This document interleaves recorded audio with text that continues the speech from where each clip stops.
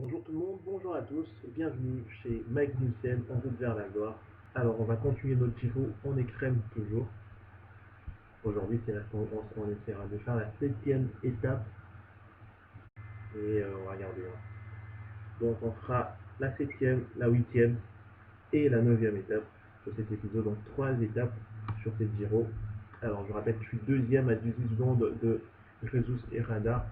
Et malgré ma deuxième place, voilà, les leaders, enfin les favoris pour cette étape-ci, 257 km.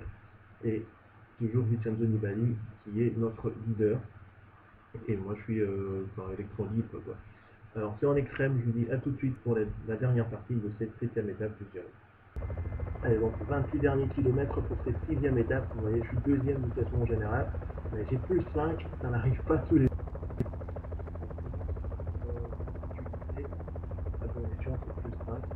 J'ai 18 secondes de retard donc, sur Jesus Herrada, l'actuel leader au classement général. Il est juste là, le coureur de la formation Festina, l'ancienne Movistar. Alors que Vincenzo Nibali, vous allez regarder, il y a 4 minutes. Donc, alors, ce qui a changé, c'est que toute cette étape, j'ai été protégé. Je pense que le directeur sportif a compris, il a compris que Vincenzo Nibali ne pourra pas du tout faire jouer le classement général. Alors il y a une difficulté qui va se dresser maintenant tout de suite. Alors c'est Fernandez qui est en train d'emmener là, c'est bon. Allez, 20 derniers kilomètres, je peux peut-être utiliser le plus 5. C'est encore trop tôt. Et c'est parti ici avec Dan Martin. Il attaque déjà. Tout de suite ils sont partis. Et moi je vais rouler. Je ne veux pas me mettre dans une comme ça. Et Dan Martin, c'est vraiment une étape qu'il affectionne. Hein. C'est ce genre d'étape qu'il affectionne. Donc la Rennes qui explose. Et voilà, d'ailleurs Quintana également qui va il est à la rupture, hein, et Nico Kaderman, voilà, nous sommes prévenus. Ici, ça tente encore de partir avec Apollonio, mais il est toujours là. Il est là, le leader du classement général, Jesus Hernandez, Jesus Herrada plutôt, désolé. Allez, 13 derniers kilomètres donc sur cette étape. Il reste encore une difficulté. 32 secondes pour l'homme de tête.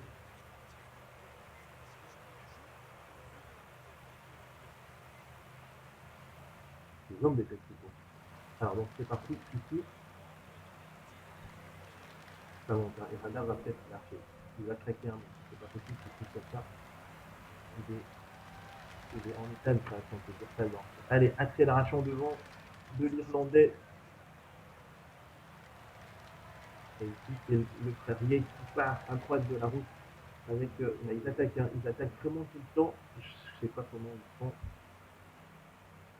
Et moi, j'ai du mal à lâcher le maillot rose. Allez, 6 derniers kilomètres. Les 6 derniers kilomètres ici. Je pense que s'ils attaquent, peut-être. Je vais distancer, peut-être.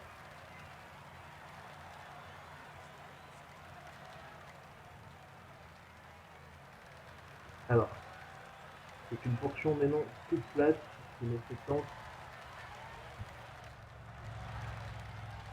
J'ai envie de prendre le maillot maintenant, mais si ça continue, je ne vais pas me gêner. Alors que l'homme de tête va s'imposer. Et donc ça sera Daniel Martin qui va s'imposer sur cette 6e étape. Il est juste là devant. Donc c'est très violent. Je peux aller chercher Daniel Martin. Allez, ça va monter légèrement ici dans ce sprint. Daniel Martin donc s'impose. Victoire de l'Irlandais Daniel Martin. Et une fois de plus, je termine. Allez, sur le podium. 3e place donc pour Magnussen. Et normalement, je devrais prendre le maillot. Si tout ça comme prévu. Je crois que j'ai pris le maillot parce que le maillot orange, on le voit passer là tout de suite. Allez, on va être fixé tout de suite. Hein. Et donc, victoire de l'Irlandais. Voilà, je termine à la même seconde, 0 seconde. Donc, normalement, je prends le maillot. Oui. Le maillot, donc, pour Magnussen devant Simon Yates Et Wilco Kelderman, je dois le repousser hein, parce qu'il est dangereux lui, il y a un contre-la-montre de 53 km. Il faudrait que je le repousse. Il faudrait quand même aussi que je gagne une étape sur ce Giro. J'ai pas envie de gagner le Giro comme j'ai gagné la Volta Ciclista à la Catalunya sans aucune victoire, c'est juste dans les classements et tout. Et le Cadel One qui a 83 points. Et le classement de montagne pour Bridge de la formation Orica College. Classement meilleur jeune, c'est bien sûr Magnussen devant le coureur de la tour de la FDJ. Alors donc on va tout de suite passer pour faire ensemble la 8e étape de ces Giro d'Italie. Alors d'abord vous allez voir que c'est en extrême. Festina pour le classement par équipe et victoire donc de l'Irlandais champion national, victoire de Daniel Martin. Voilà, c'est en extrême. Allez, à tout de suite pour la 8e étape. Allez, donc 28 derniers kilomètres pour cette 8e étape du Giro 2018. Je suis désolé parce que j'ai remarqué que le son n'était pas bon. Mon micro me joue vraiment de tours ces derniers temps. Là, j'espère que maintenant ça passe. Vraiment désolé, hein. Désolé pour les vidéos avec une mauvaise qualité de son. Alors donc on est à la 8e étape de cette Giro. Et il nous reste 24 derniers kilomètres. Vous voyez, la montée finale, une étape de montagne encore. Et je suis leader. Et maintenant, c'est Tyler Finney qui est en train de rouler. Alors, il y a un groupe de 7 coureurs devant. Ils ont 4 minutes, ils sont pas très dangereux, hein. Là, c'est le champion de France en titre, Arnaud Desmar, qui est maintenant chez l'Ethics Quick-Step, donc, qui roule. Voilà le tempo imposé par le champion de France en titre et un peloton étiré, 123 coureurs. Il y a eu des chutes, plusieurs chutes.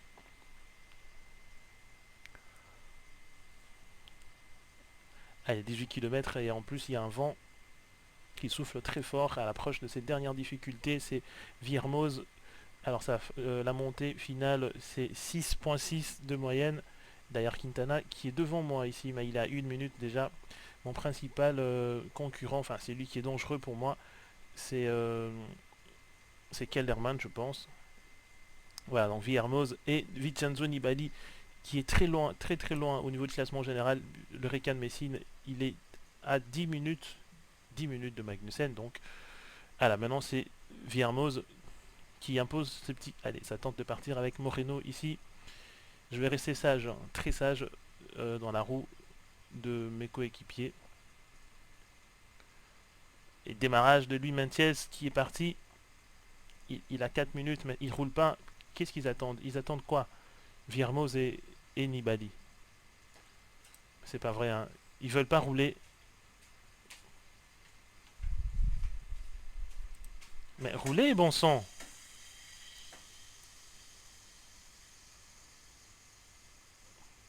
Et ils veulent que je fasse ça tout seul, c'est ça? Bon, je vais y aller alors.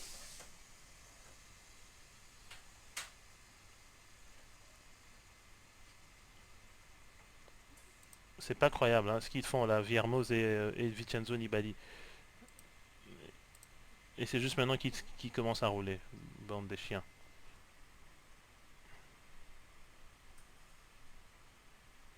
Allez, Alberto Contador et c'est Alexis Viermoz maintenant qui roule.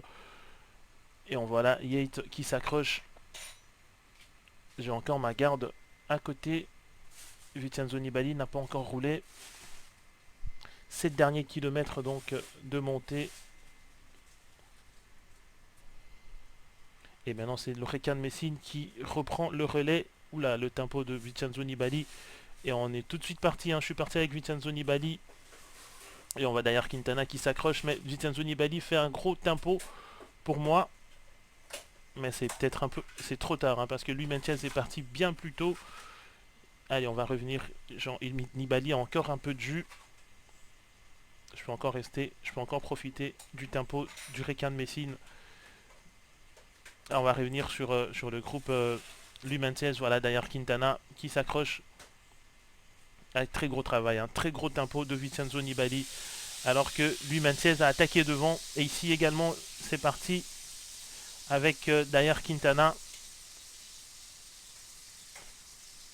Allez, je reste encore avec Vincenzo Nibali. Mais il ne faut pas que les autres là m'empêchent de revenir. Qu'ils m'empêchent de prendre la roue de Vincenzo. Alors là, nous sommes revenus donc sur le groupe derrière Quintana et Louis Meintez. Ah, ils sont là. On est donc revenu ici. C'est derrière Quintana maintenant qui emmène 2 derniers kilomètres. Donc on est là.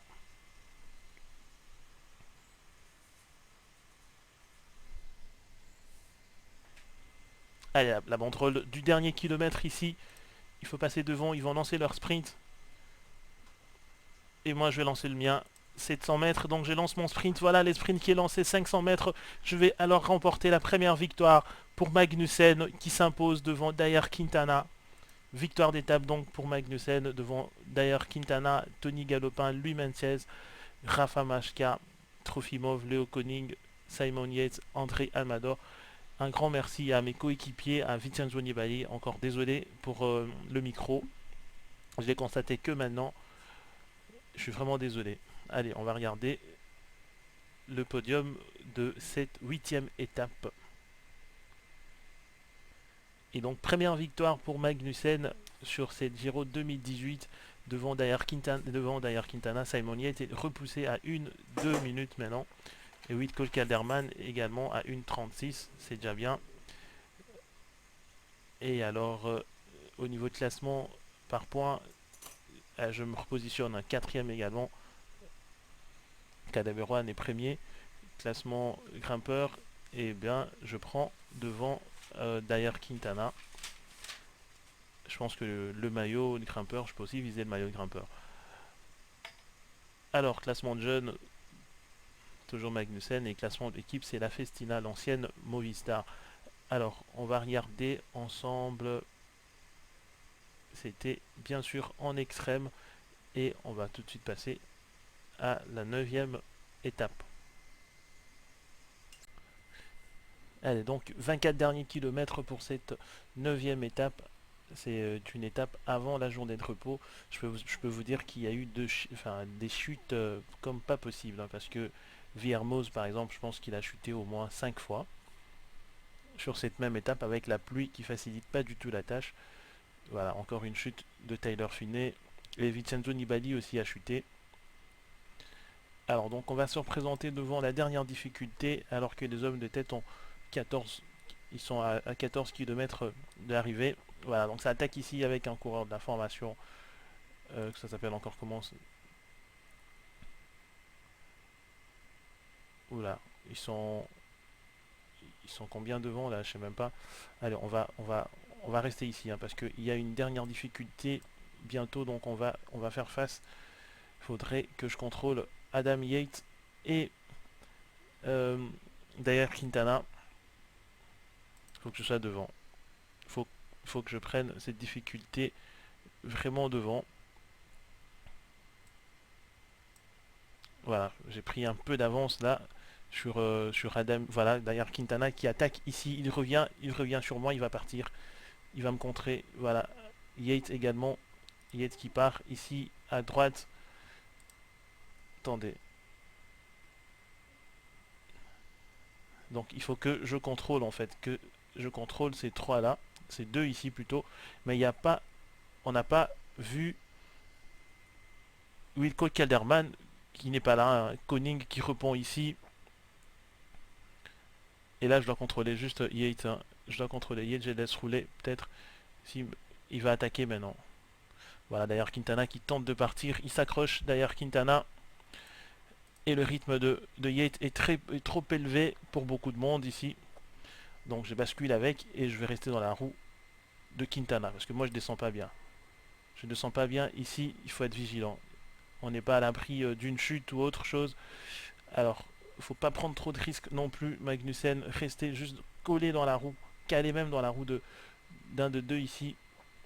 Si je prends la roue de Quintana, c'est pas possible pour l'instant. Mais je suis en train de faire la bonne opération. Et par la même occasion, moi je prendrai pas de relais. De toute façon, c'est à eux de rouler. je peux pas prendre la roue de Quintana. Vous voyez, je suis en train de rouler à 85, à 95 comme disent le français. On a un peu d'avance là sur le groupe Wilco Kelderman et 44 secondes, donc on revient. Mais pour la victoire d'étape, ça sera plus possible. Allez, je reste bien ici, je contrôle. Bon, victoire donc du coureur de la formation Katusha. Allez, j'ai 50 secondes, donc ici sur le groupe Wilco Kelderman qui est en train de revenir ici, lui Mantiez et truc 50 secondes, donc pour Magnussen ça va avant le jour, premier jour avant en fait le repos. Allez, je prends la roue de Quintana ici, juste pour le sauter. Et moi je lance le sprint, donc on va finir dans la même seconde. Ça va, je termine 7ème, mais je fais la grande opération sur Wilco Kelderman que j'ai pas du tout vu. On va regarder le podium de cette 9ème étape ensemble. Vous voyez les shoots, le chute ça continue. Hein.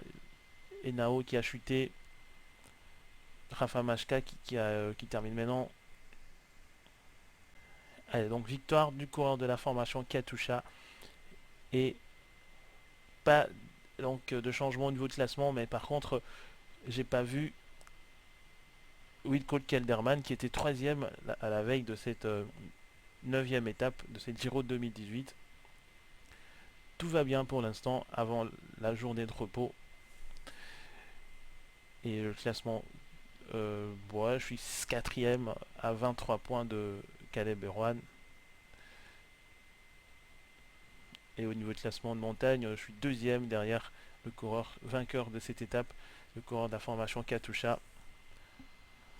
Et au niveau de classement jeune, Sébastien Henao est déjà 11 minutes, donc hein, c'est très loin. La Festina, l'ancienne Movistar pour le classement par équipe. Alors on va regarder ensemble le 1 sur, on extrême toujours, comme toujours. On va regarder ensemble le top 10 avant la journée de repos.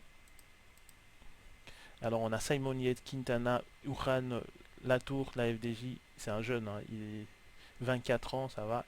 Errada Jesus, Daniel Martin, Leo Koenig, mais il est où Oui, Wilco Kelderman, il a peut-être abandonné. Hein. Même pas, il n'a pas abandonné du tout, mais il n'est pas là. Je ne sais pas si vous le voyez, peut-être vous allez le noter, mais moi je suis très contente de ne pas du tout le voir là.